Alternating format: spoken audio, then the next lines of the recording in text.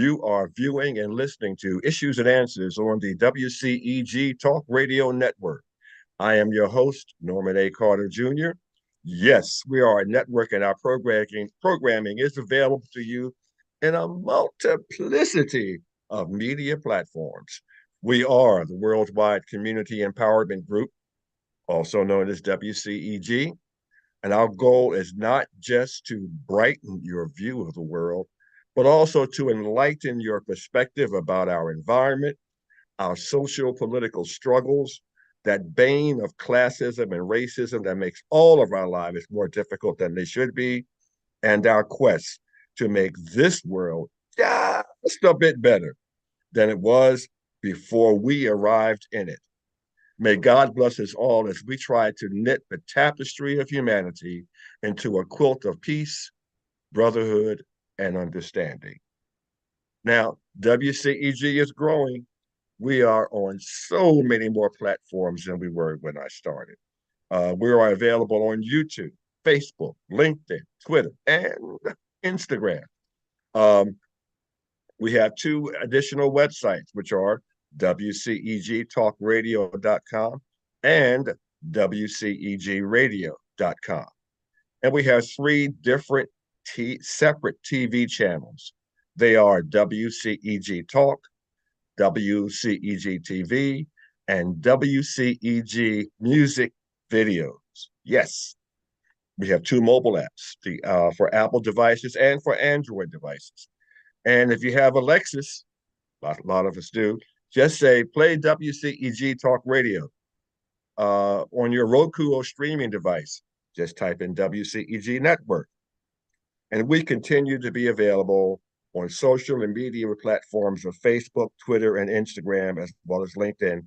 Now, Facebook users, you have an advantage over everyone because you not only can view our program, but you are able to type in questions and comments, and we really like to receive a lot of those. And all of our programs can be viewed live on YouTube, and we are even archived on YouTube. So even this program today, probably we're over at about 5 o'clock. By 6 o'clock, you can go onto YouTube and watch it all over again or watch it for the first time.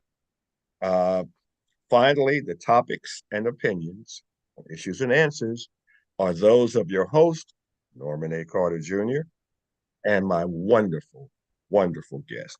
And let me introduce all of you to our guest.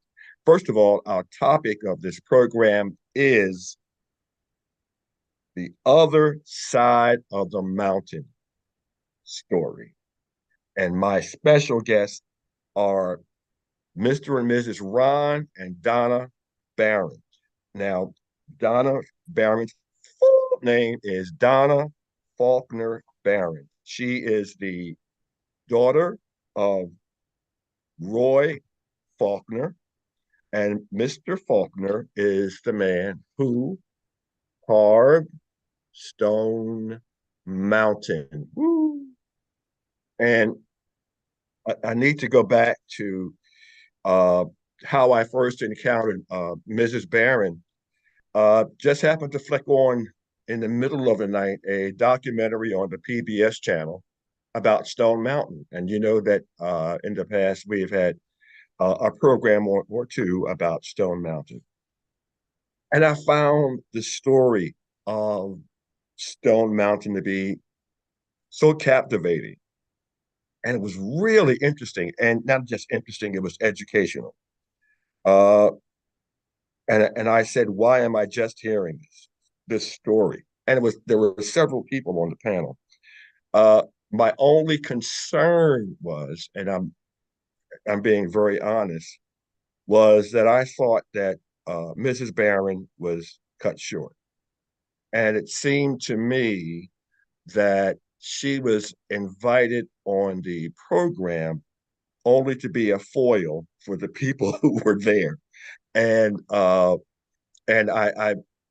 felt badly about that. And I felt so badly that probably within 2 or 3 days after I saw that documentary, I made an attempt to contact everyone associated with the program. And I was able to get in touch with everyone except Mrs. Barron. I found out later that one of the persons that I contacted actually had contact information for Mrs. Barron, but they didn't give it to me. But they didn't want to participate. Another young lady was in Philadelphia at school, but she didn't want to participate. And I reached out to a Georgia state representative uh, to get his input on the program. And not only he didn't, I don't know whether he refused to participate or not, but he never answered any of my emails nor contact by phone.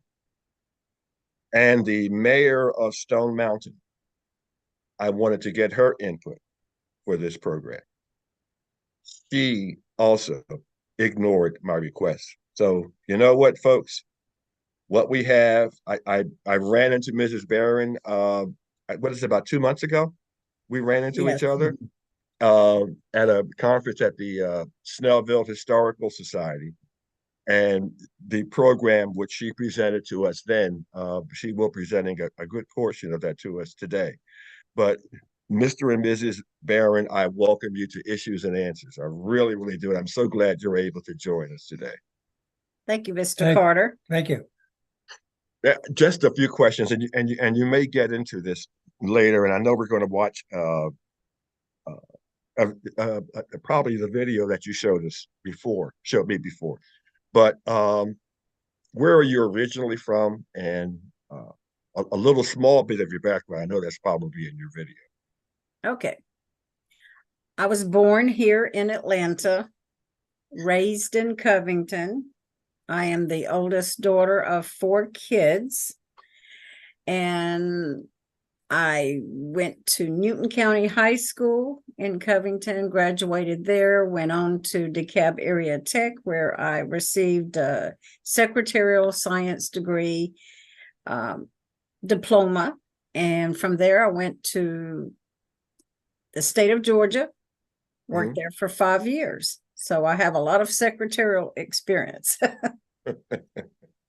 Excellent.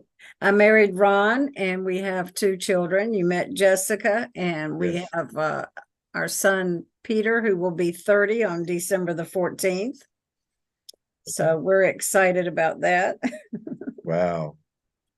It's funny, and I know we may get into it, and I don't want to jump too far ahead, but your father was from Porterdale, and fortunately, I had the pleasure or to breeze through Porterdale on my way back from I think it was either Conyers or Covington, coming back to my home. I mean, if you blink, you're going to go right through Porterdale and don't know it. That's right. I was surprised they have their own police car, which is funny. It's amusing to me, but basically, you came from humble beginnings, and I think that's the essence of this story. I'm going to allow you to tell your story. I think you tell it better than I ever could. Uh, it's if nothing else, it's a love story. And in fact, I may be jumping ahead of myself, but my wife and I were so impressed by your story that we bought 3 of these soft copies and 1 hard copy and hardback copy. And my father-in-law really enjoyed it. He said we talked about it this weekend. He said he breezed through it in just a little bit, and he's 90 something years old. So he really, really enjoyed it, and it sits right in front of his coffee table right now. So I am going to let you and Mr. Barron please tell your story. And I think we're going to be screen sharing a little bit whenever you're ready to do that. Well, I guess we could do that first and get it out of the way. Okay.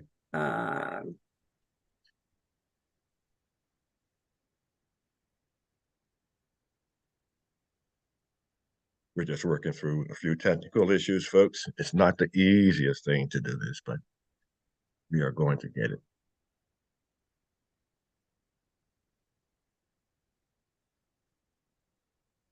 Things popping up. Both Atlantans and visitors to Atlanta have stood at the base of Stone Mountain and gazed upward at the huge carving rising some 400 feet above. Well, the carving has a You're not sharing. Intriguing as the image that graces the granite. Can you stop and start the to turn Stone Mountain into Okay, just a minute. Soldiers of yeah. This is to let you know, folks, that we are not perfect. By no means. You would press your screen share first, click on screen share. I did. And then, okay, it's not okay, and then click on your video, your file.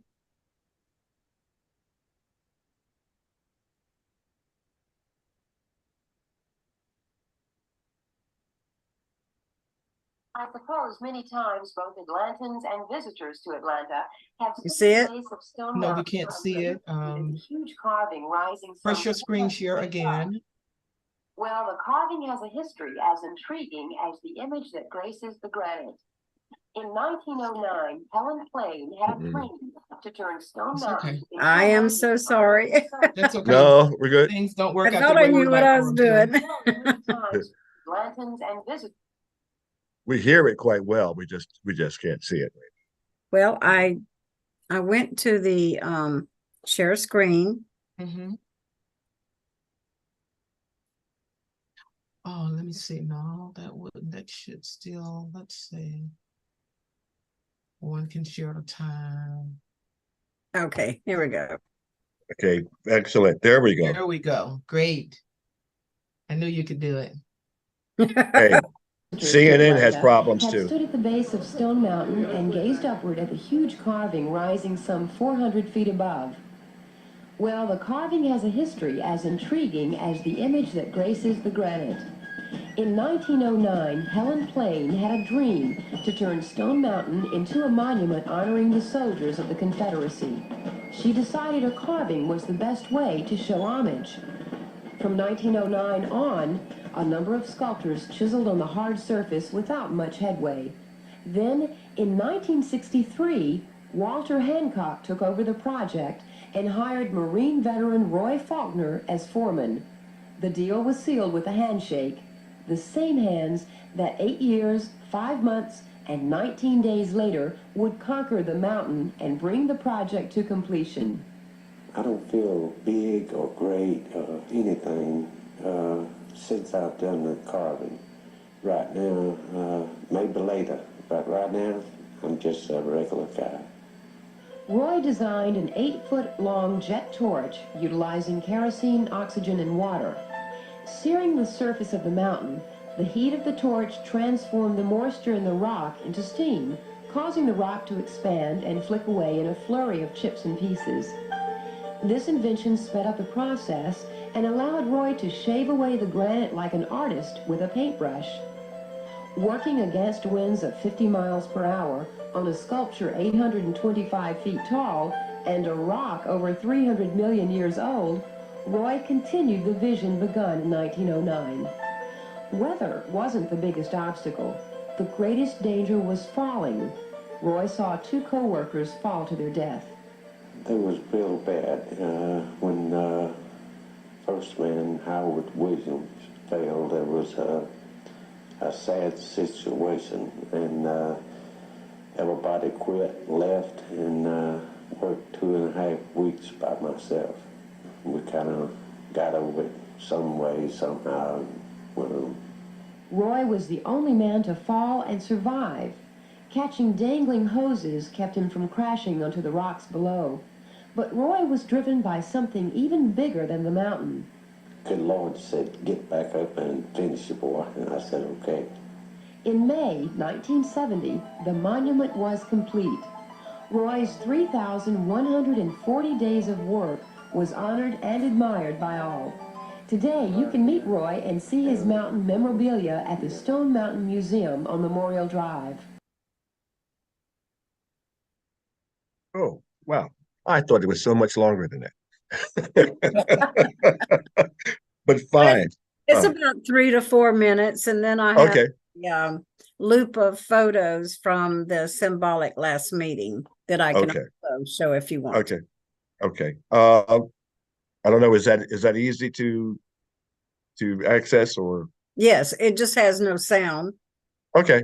But I know you'll talk us through it. You want me to do that one too? Sure. Right ahead.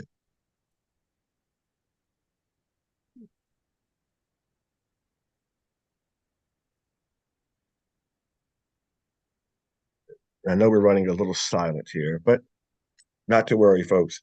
Uh, I watch CNN every day and Fox News and MSNBC every day, and they have glitches every single day, and they all make a lot more money than we do. A lot more money than we do, Yeah. and they have glitches every day. So, we're having a few technical issues, trying to bring what I believe is a very interesting and informative program to all of you. Mhm. Here we go. So Okay. what you're looking at now is the symbolic last meeting held on Robert E. Lee's shoulder in March of 1970. Daddy built a platform that right on Robert E. Lee's shoulder so that all of the dignitaries from the state of Georgia, the media, and the Stone Mountain Memorial Association officers could come and attend. Ben Fortson's at the head of the table. He was our Secretary of State for 4 decades. And most all of the people sitting around the table are the Stone Mountain Memorial Association secretary, general manager, assistant manager, and etc. You got the Department of Agriculture there as well. So the ladder that you see is where they had to climb down to the platform after they went across this catwalk. So they came from the bottom of the mountain up 425 feet up the elevator, which you are seeing now. They walk around the catwalk, and then they come over to the ladder and go down. Now, Daddy built a special cage for Ben Fortson because he was in a wheelchair.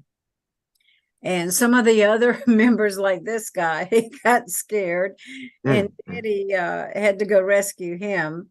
But many of them did take a ride down to the platform versus coming down the ladder, because you can see it's pretty scary. I mean, there's not anything to hold on to but the ladder. And this was a symbolic last meeting, which was similar to the one that was held back in 1928 when Augustus Lukeman unveiled his carving of Robert E. Lee's head. And Daddy worked from Robert E. Lee's head that Augustus Lukeman carved. The head that Gutzon Borglum carved in 25 was removed and blasted off the mountain. So at one point in time, there were 2 carvings of Robert E. Lee's head, one above the other. So on this day, they just had their lunch, and the most famous meal that we always eat in the South is fried chicken. So I believe that they had the Stone Mountain Inn there at the park cater that in. And that's Mr. Ben Fortson in his wheelchair. And Daddy's in the white shirt. You can tell Mr. Fortson did look a little scared there, but I think after Daddy got him moving around, he seemed pretty comfortable, even waving at that point. I'd be holding on. But anyway. And there's a good shot of how the ladder comes right down to the platform. So you'll notice there's several canvas buildings and scaffolding and beams and cables. So Daddy did not work on one specific area every day and finish that. He would move in different areas along the carving site. And that was the lunch on Robert E. Lee's shoulder. Wow. Questions. What was Mr. Roy Faulkner's architectural and artistic background?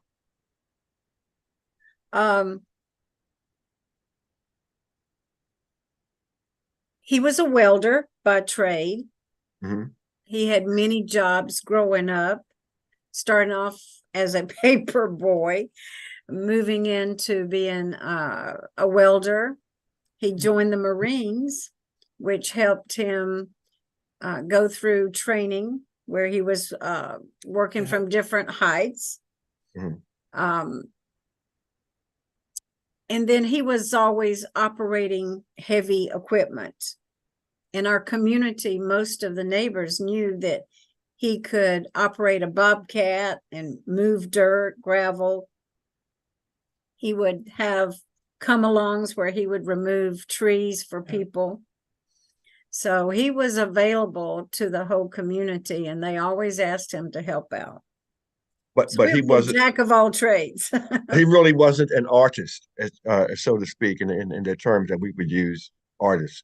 No, Or- and he didn't even finish high school, to be very honest. I'm sure he doodled just like any of us does. Mhm. But he did not take any art lessons. He had not previously carved anything. When he did finish the carving, the village of Stone Mountain asked him to paint the water tower. Oh my. Yeah. He's just a handyman. That's it. He was Now- a man that provided for his family, and that's all he knew about that job in the beginning, an opportunity to make money to provide for his family. Now he didn't, and this is, I know a little bit of about this, but can you explain to our audience what type of salary your Well, he father made? started off with $9 an hour and finished with $15 an hour. When he first started working on the carving, he was hired to erect the shaft for the elevator that would ascend up the side of the mountain 400 feet up. And as he continued to finish that job, there was already carvers assigned to the project. So he wasn't the main carver in the very beginning. And then one by one, the carvers got disappointed and frustrated with various reasons. Some of them were afraid of heights, and some felt like they couldn't step back and analyze their work. So one by one, they fell away, and Daddy felt very confident and challenged that he went to speak to Ben Fortson as Secretary of State office, and he shared with him how he felt, and Mr. Fortson said, well, we'll give you a chance and we'll give you a try. Just kind of stay to the side and not do as much work, and let's see how you do. And from there, it's history. Wow. I think about it because I believe, if I have my history correct, his predecessor, who initially started on the project, was the same person that carved the Mount Rushmore. Mount Rushmore in South Dakota. Right. So that's, I mean, Well, he started that carving, but he passed away and his son finished it. I think my point is, such a monumental task for a man who's basically had no training Right. in that area. I mean, to me, that's miraculous. Absolutely miraculous. I still can't believe it myself. It's like God given. Yes. Yes, and I believe in your presentation that your father was a prayerful man. Yes, he wasn't a churchgoer, Mm-hmm. but he had a stronger faith in the Lord that none of us really saw in him, because he was very private. He was a man of very few words, unless he had something special to say to you. Yes. Mm-hmm. Yeah. I noticed that certain scenes on the video, I mean, they actually make my heart jump, particularly as there's a scene where a man seems to be kneeling on somebody's head on the one side of the mountain. Uh, Hazardous duty, 15, maybe close to $16 an hour. Can you take us through some of the hazards that your father faced? Well, as I said, he wasn't the original carver, and even though he began working on the mountain in 1963, he found himself in the year of 1966 in a scary situation. He had a crew of 3 to 6 men at all times. One of the men, he asked him to nail down the 2x8, which you saw him walk across. Mm-hmm, Right. mm-hmm, mm-hmm. The gentleman told my dad that he had done it. He had secured it.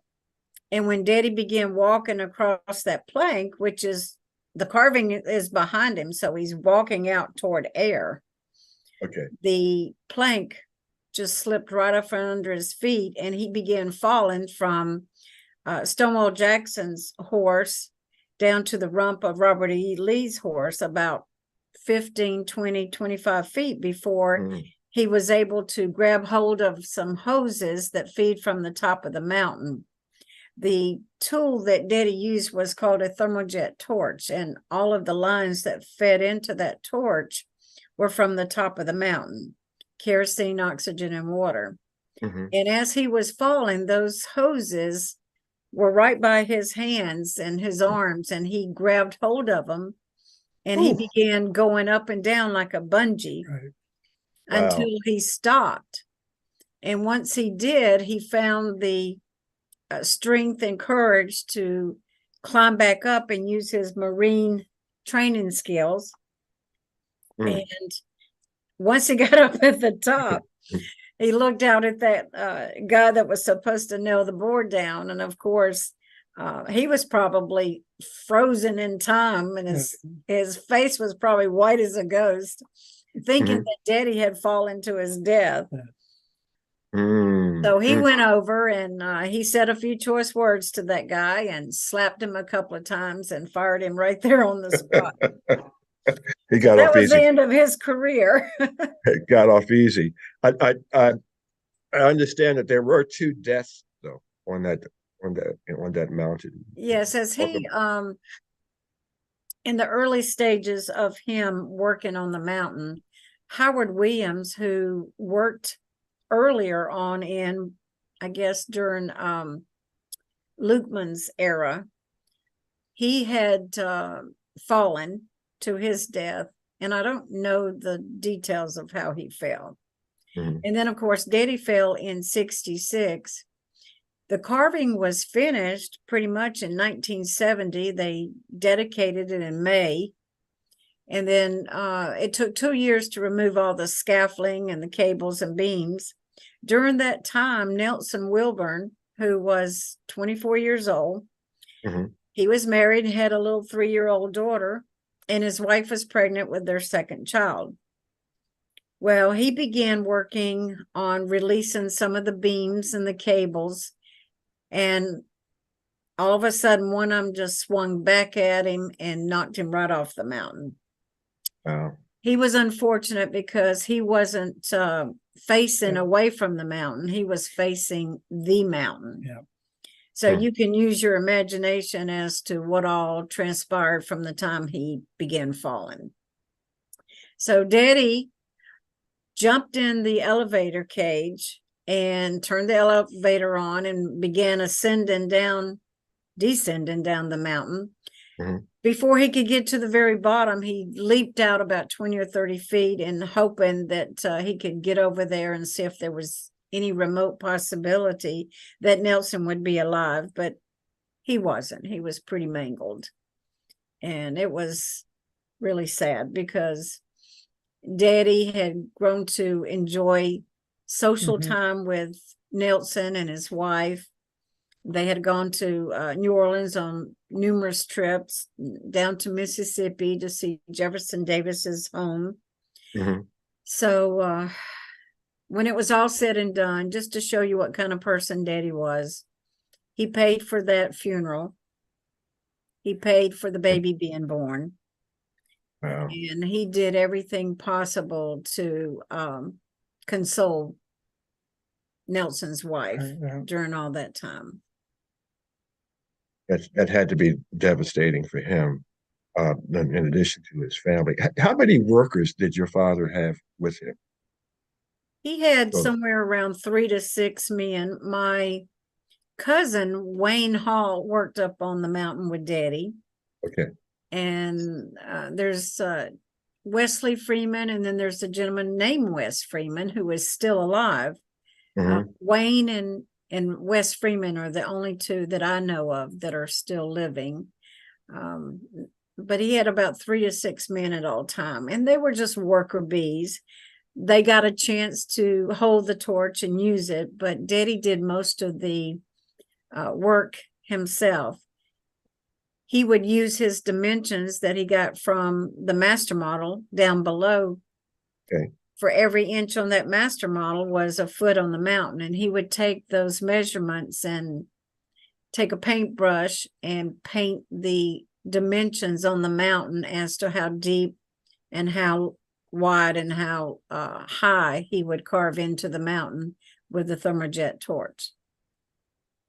Wow, that's, I mean, those are sort of like prehistoric instruments today. It was not laser done. And he No. was doing over 90% of the mountain. No, no lasers at that time. I think about, just doing sandblasting, just normal sandblasting. You get stuff in your face and your lungs, and you're 400 and some odd feet up in the air. That's very uncomfortable working condition. But you come home every night to your family.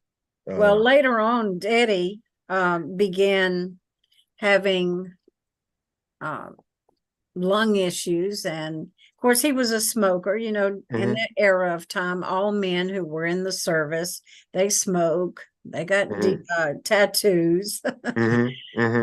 So that was just that time of life. And I believe over the years of his smoking, and then all of the sand from the sandblasting just entered his lungs and did a number on him. So that's pretty much how he passed away, is lung failure.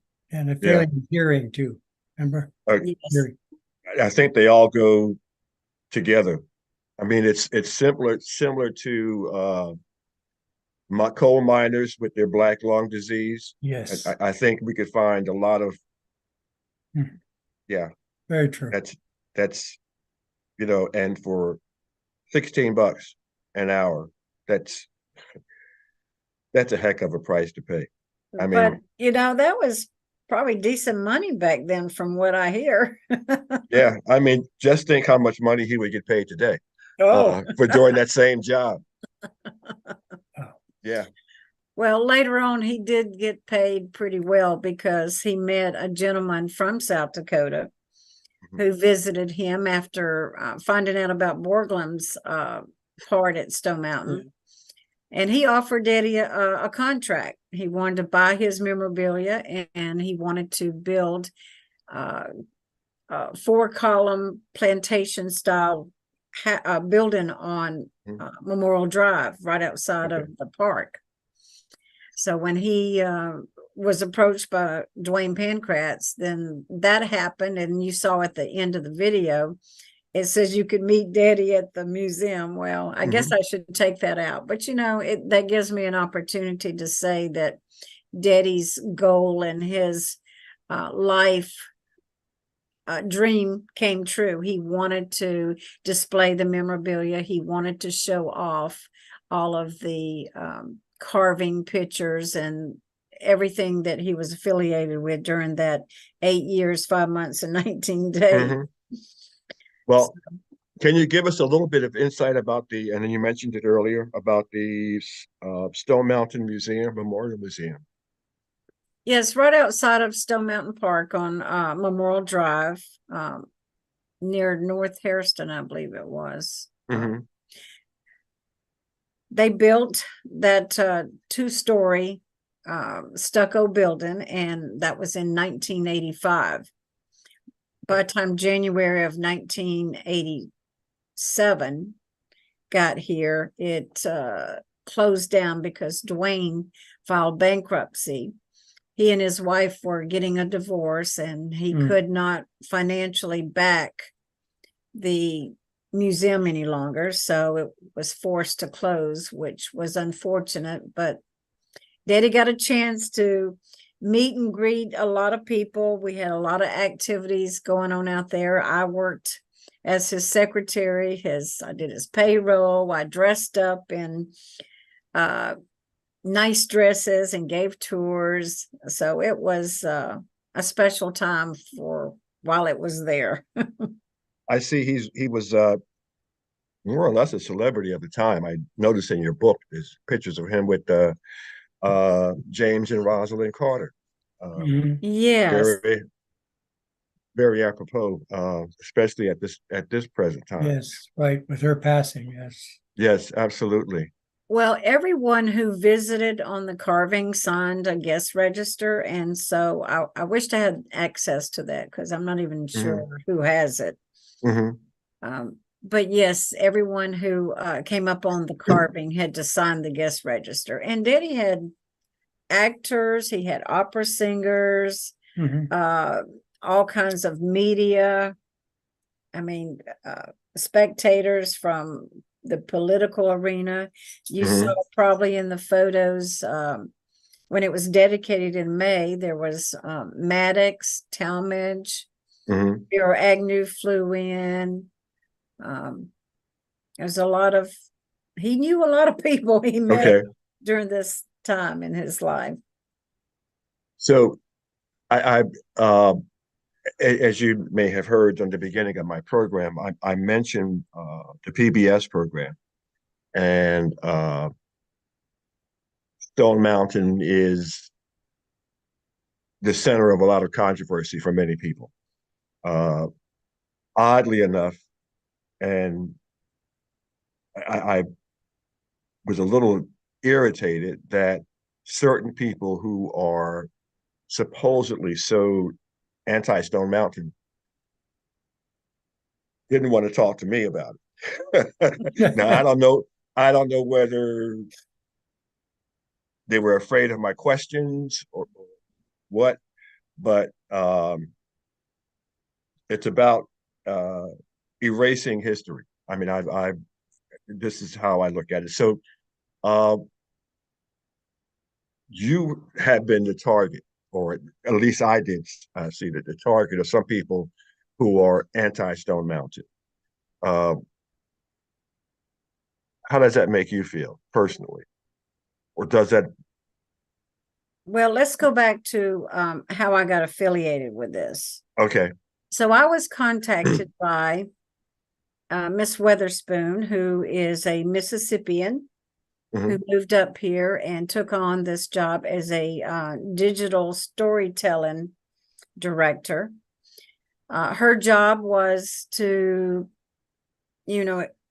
give different perspectives of the carving. And I mean, there's no denying that during those 8 years, 5 months, and 19 days that Daddy was on the mountain and the earlier years, that there was a lot of issues that we were all faced with. Okay. But she told me when I asked her, will you be contacting Stone Mountain Park? Will you be contacting the Stone Mountain Village? Will you be asking different people who live in the village? Who all will you be asking? And she said, yeah, we're going to be asking a lot of different people from different walks of life. And I said, well, that's good. So they came to my house, spent 4 hours videotaping. And when it was all said and done, you saw what a short blurb I had in the whole video. Yeah. But at the same time, when I agreed to do it, my husband encouraged me because he said, you have to take every opportunity to share about your dad, whether there's another good, bad, and ugly shared with it, because people need to know. They need to know who he was. They need to know how that carving got done, when it was done, because for so many years, I mean, everyone thought that it was completed in the 20s. Right. Right. So after everything was compiled, it took Miss Witherspoon probably about 1.5 years to complete the video. She called me into the Atlanta History Center. Ron and I went there and we previewed it. And I just dropped my head. I mean, I literally had tears coming out of my eyes. And I said, how do you expect people to go to Stone Mountain Park after seeing this video? And she says, well, I understand how you feel and what you're thinking, but you know, our project was to get different perspectives. And I heard the word perspective so much that word wasn't even my vocabulary before all of this. So I just said, well, it's hurtful. I mean, I understand what you're trying to say. But anyway, so we decided to let them go ahead. Then they had the preview at the Atlanta History Center. And there were like 400 plus people there. Yeah. They put on a big spread of food and drinks, etc. So when I was asked the first question to share who my dad was, and I talked about, you know, me being a high schooler and going on a date, the audience just encompassed that, and they just laughed and everything. They enjoy themselves. And from that point on, it broke the ice. And after the whole video and the show was over, the panel discussion, we were outside eating and drinking and socializing, and I had so many people come up to me and say, thank you for being so bold and strong and sharing about your dad. The story needed to be told irregardless. And at that point, I said, okay, I'm taking this as a praise. I did the right thing. I wanted to ask Mr. Barron, Ron. Yes. Because I watched the PBS video documentary, and I felt badly. Honestly, I thought it was an informative program, but I thought that the way that your wife was handled was really dishonorable, and I really felt for her. How did you feel after that? Because I'm going to ask that in the context of how I felt, how she was received by the audience or the presenters there at PBS, and how I saw her being treated at the Snellville Historical Society. Totally two different. Yes, I agree with you. I felt when she lowered her head and we were sitting beside each other, we saw it, and she almost hit the floor, it seemed. And I felt, oh my goodness, Donna. But you know what? I said, this is one time you cannot back down. You have to stand firm and just, you're telling the truth, exactly what happened. And let it be where the bullets may fly. But I think you're just telling a story of what your dad and the accomplishment he did with so little education.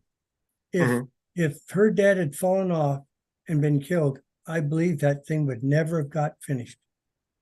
Right. The ingenuity that he did, a common sense to create that pressure hose, more or less like pressure washing, to be able to do that job and continue it for 3,140 days. That story need to be out there. And I think that's why the people appreciated when she got the reception that we go around still and do Kiwanis clubs, all these other different people, that they appreciate just the story that's been told of it. And I was so proud of her for doing it and carrying on, though she felt discouraged at times and said, "Oh, what am I doing here?" You know? Right. I can imagine. And you know, this, in essence, it comes down to this was a job for him, Yes. which, relatively speaking, paid well. Yes. Personally, I don't think hanging from from the side of a mountain and getting $16 an hour is great compensation. That's right. But nevertheless, it was the sign of the times. Mhm. And it's to be honest with you,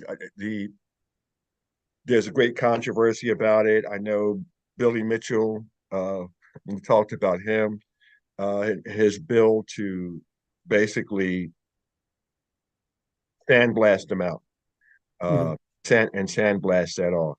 I will talk about that a little bit later in more detail. But I'm sure that gives you a lot of angst.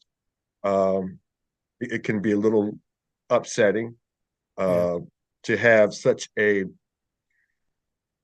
monumental work. I can imagine. I'll take the Statue of Liberty, Mhm. and someone would say, come up with some sort of controversy about the Statue of Liberty, and somebody says, "Okay, you know what? We're going to destroy that and eliminate Yeah. eliminate that because this is on par with the Statue of Liberty, Mount Rushmore, Stone Mountain. Yeah. These are part of Americana. Yeah. It's the largest open face sculpture in the world. I mean, there's nothing bigger than this. You know, it's almost 2 acres and it's recessed into the mountain, 42 right. feet. How them going to do it? We're going to have to build a fantastic structure. It's going to cost millions of dollars to go up 400 feet and pour concrete in there to fill it in. It's just unrealistic. I know.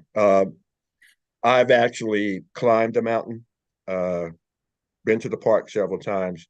I know people talk about carving or sandblasting or whatever, putting a mask over the front of the mountain. Yeah. But if you walk up the mountain, there are carvings in the side of on the paths of the mountains Yes. of people's names, soldiers' names and whatnot, and dates. Do you erase that? How do you erase that too? I mean, this is granite. One of the, it's not limestone. Yes, that's right. It's not limestone. Wow, this is just great. Well, Norman, for now, of course, anything can change, as we well know. The state law is protecting the carving, and most every time I talk to a state official or someone at Stone Mountain Park, they reassure me that it's going to be there forever. Yeah, but to that point, let's talk about the maintenance because that is subpar at the moment. Yes.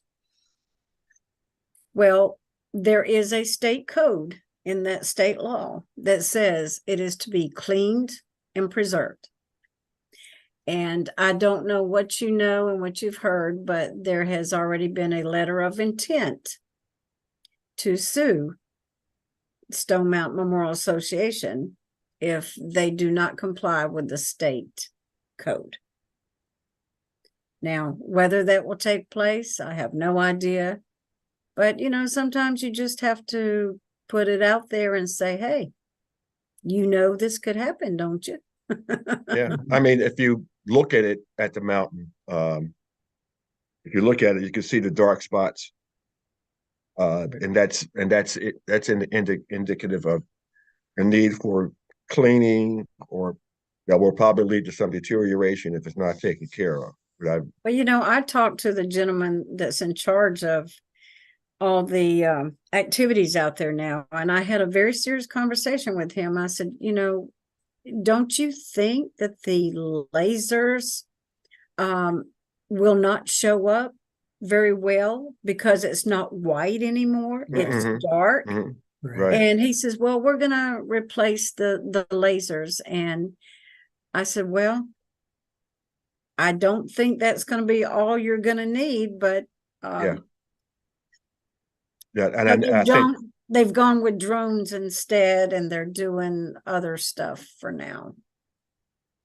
well, as we get to the closing of the program, I can be go on like this. I got a whole lot to talk about.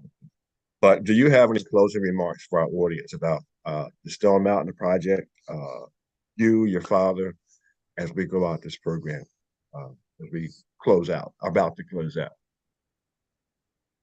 Well, as long as I have blood flowing through my veins Mhm.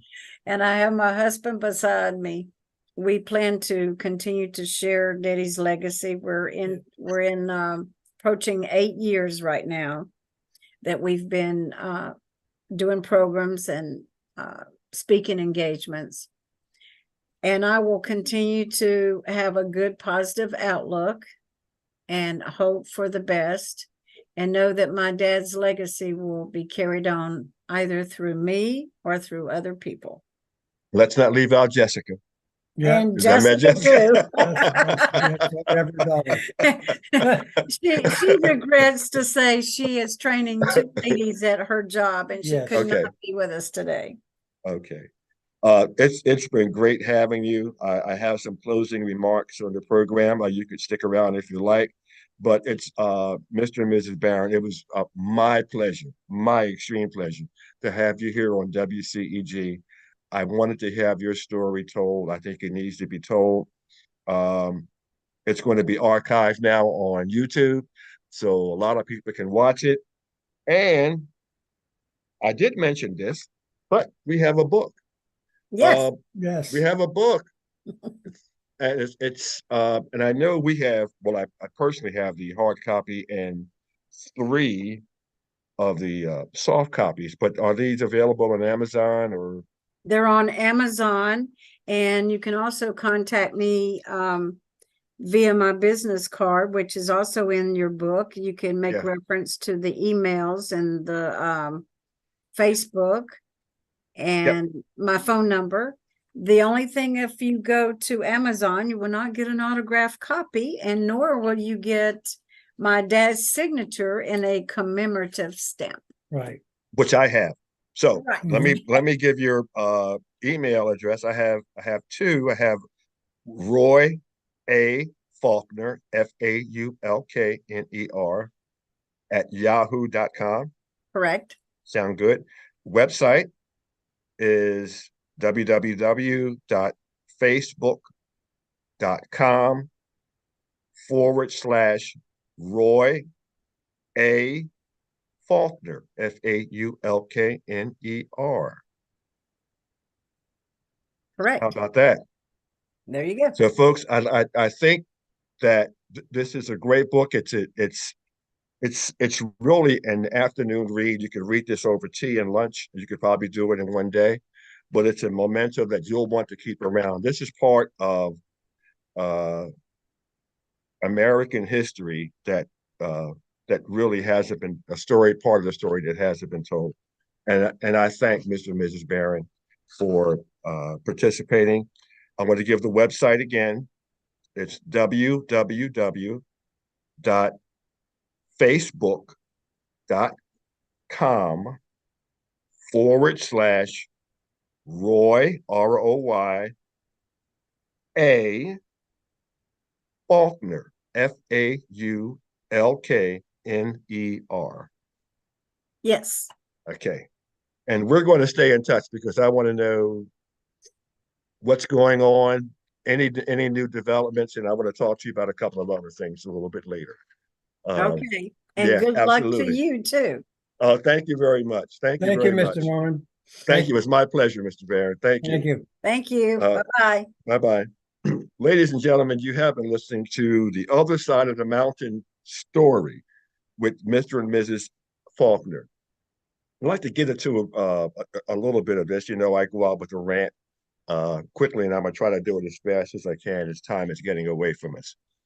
I was watching in the middle of the night last night, 2 nights ago, on the TBN network. You know, that's a religious network. And Mike Lowe, who I've seen on several other programs, the History Channel, the Discovery Channel, happened to be the guest. And they were talking about the removal of statues and monuments and names off buildings all across this country. It's a current fad. And he made a profound quote. And the quote is this: there is something childlike about trying to fix the present by altering the past. I found that to be very profound. Uh, Ignorance and deception have caused generations of Jewish people to be dubbed Jesus killers by Christians whose religious foundation is based on faith, compassion, and forgiveness. An erroneous description of Mary of Magdala as a prostitute persisted for centuries because of one misguided religious leader. Today, historically accurate books are banned from schools in an attempt to hide bad behavior, tyranny, and genocide. But as William Cullen Bryant once said, truth crushed to the earth will rise again. History cannot be erased. It has been lived. Today, it has become hip, that's in quote, to erase part of history you don't like. Statues are being torn down. Books are being banned and burned. The decency of civil dissent has been replaced by intolerance and violence. We elect leaders and admire broadcasters who believe in only one way to solve a problem rather than listening to compromise. That's on both sides of the political aisle. But to that end, I want to give you a quote that many of you know from the Rubaiyat of Omar Khayyam. The moving finger writes, and having writ moves on. Nor all your piety nor wit shall lure it back to cancel half a line. Nor all your tears wash out a word of it. And that inverted ball they call the sky, where under crawling, cooped we live and die, lift not your hands to it for help as it impotently moves on as you and I. That says history, bad or good, is part of who we are. You cannot eliminate the genocidal attempt of the Holocaust by denying it or erasing it from the history book. You cannot bring back the lives or cure the generational harm that resulted from man's inhumanity to man called slavery by ignoring or whitewashing history or destroying monuments to those who fought on either side of the American Civil War. The best testament to our humanity is not only to remember it, but to resolve never to allow that black mark on humanity to recur within our borders. Know that it happened. Know that soldiers, teachers, religious leaders, political leaders, called Democrats, believe it or not, supported this inhumanity in America. Although slavery was achieved, was normal throughout the industrial world. It wasn't just the United States, folks, get over it. The man who carved Stone Mountain had no record of racial hatred or animosity. You can't find a word of it about him. He did have a love for his family and a need to support them in the best legal way possible. Now, how often do you hear the hipsters utter, don't hate the play or hate the game? You can decry racism. You will never end it because that is a state of mind. Now, to be honest, how many of you hate Jews because of the death of Jesus by Romans? How many of you hate Asians, Americans, Africans, or Caucasians just because some perceived intrusion into your well-being?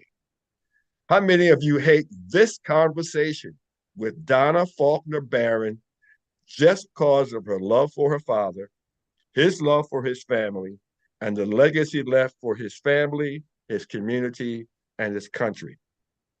Now, don't get it twisted.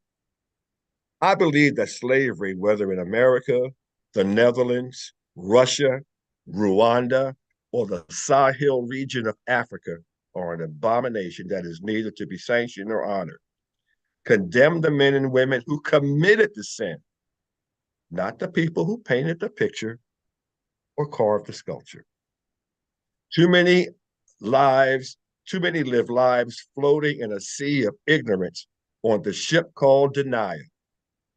Like a child, you close your eyes to reality, believing that will change something. It does not. Deal with life as it is in the present. Resolve evil with good.